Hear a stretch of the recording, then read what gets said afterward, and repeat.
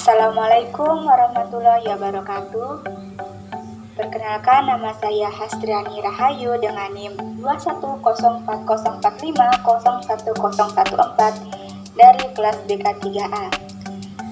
Kali ini saya akan membawakan topik BK Belajar mengenai prestasi gemilang melalui peningkatan motivasi belajar. Seperti yang kita ketahui bahwa pendidikan merupakan suatu sarana strategis dalam meningkatkan mutu sumber daya manusia dan dapat dijadikan tolak ukur peningkatan kemajuan suatu bangsa. Untuk itu, upaya meningkatkan kualitas penyelenggaraan pendidikan perlu dilakukan. Menurut Sutardi dan Sugiharsono tahun 2016, pembelajaran di kelas yang kurang berjalan efektif dikarenakan kurangnya motivasi dan semangat belajar siswa. Dalam proses belajar, keberhasilan siswa dapat tercapai dengan motivasi belajar, maka siswa akan tergerak, terarahkan sikap dan perilaku dalam belajar. Siswa akan senang melakukan pembelajaran agar dapat memenuhi harapan, yakni mencapai tujuan yang telah ditargetkan. Nah, tidak jarang juga banyak siswa yang mengalami stres belajar.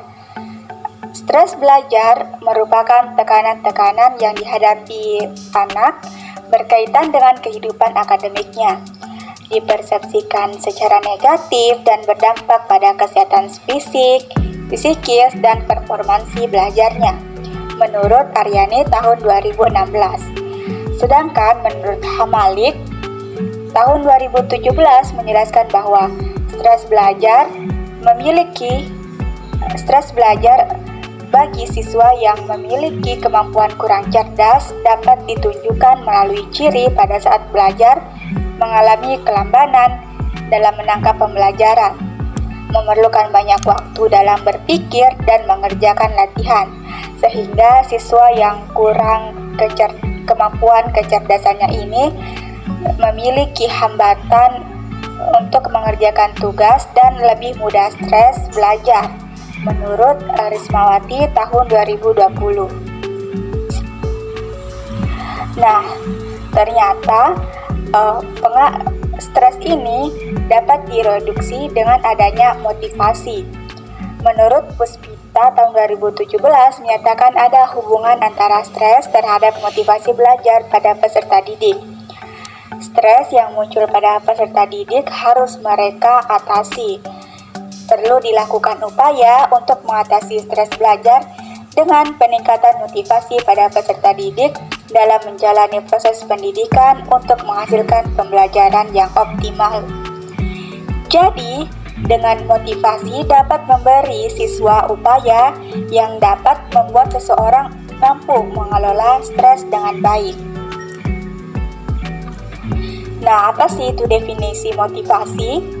Menurut Clayson-Elver tahun 2004, motivasi belajar merupakan kecenderungan pada siswa untuk melakukan kegiatan belajar yang dipengaruhi oleh faktor hasrat dalam mencapai prestasi atau hasil belajar sebaik-baiknya.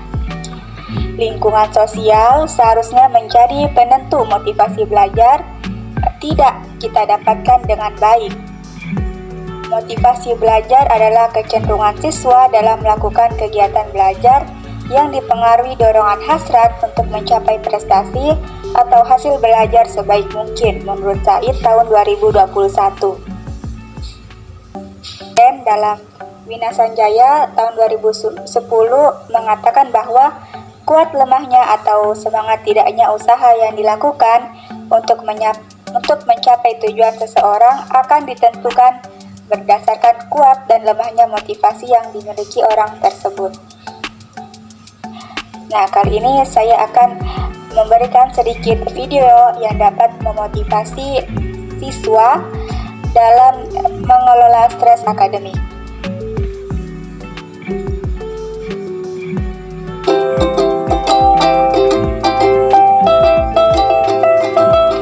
Konsep belajar adalah belajar seumur hidup.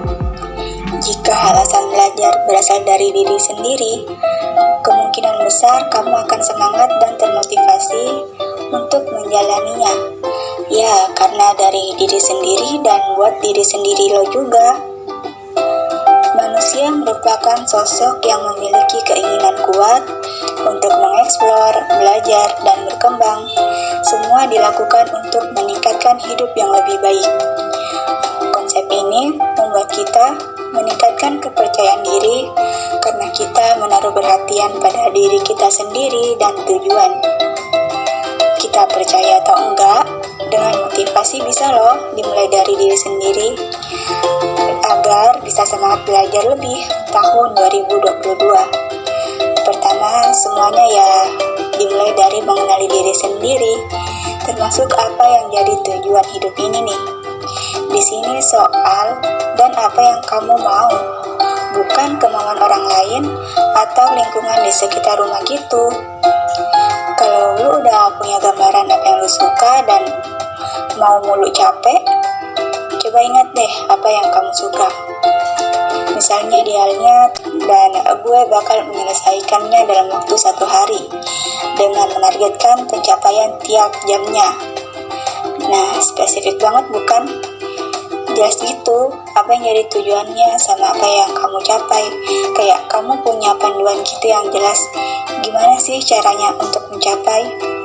Setelah kamu punya gambaran lebih lengkap soal diri dan tujuan apa yang kamu mau, hal berikutnya adalah buat itu jadi daftar soal hal-hal apa yang kamu mau mempelajari atau bisa dilakuin. Pelajaran dijadikan enaknya aja deh. Kamu juga perlu lingkungan yang mendukung perkembangan lo. Waktu dikelilingi sama orang-orang yang mendukung lo buat belajar, proses ini bakal lebih menyenangkan.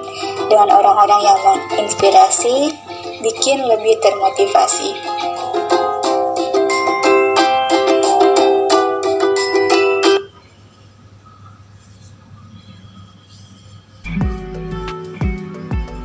Nah, itu dia tadi mengenai sedikit video yang dapat membuat teman-teman termotivasi dalam melakukan pembelajaran dan dapat mengelola stres.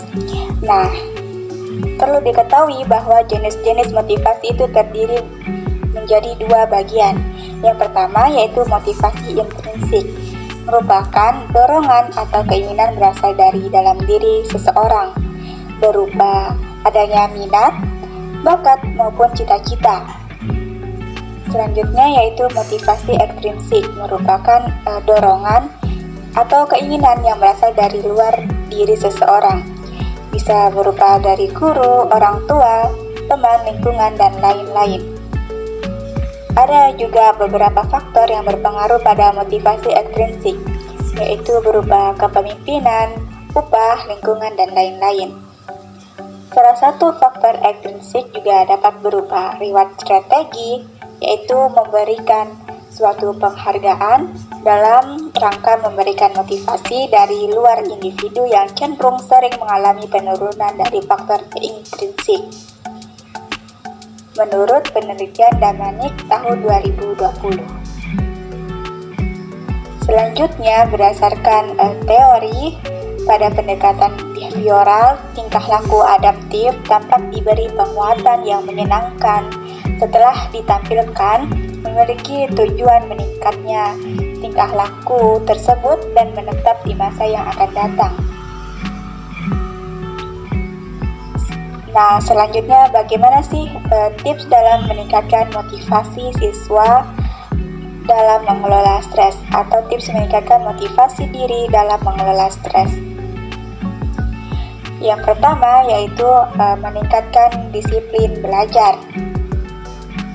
Nah, menurut Slameto dalam Rizky tahun 2020, agar siswa belajar lebih maju, siswa harus disiplin di dalam pembelajarannya, baik di sekolah, di rumah, maupun di perpustakaan. Dengan penerapan dan pengembangan disiplin belajar yang baik dan konsisten, maka akan berdampak pada prestasi belajar. Yang kedua yaitu memanfaatkan penggunaan media pembelajaran yang disediakan oleh sekolah dengan baik. Dan yang ketiga yaitu memilih pergaulan yang positif. Karena Seperti pepatah yang mengatakan apabila kita pergi ke toko parfum, maka akan tercium baunya.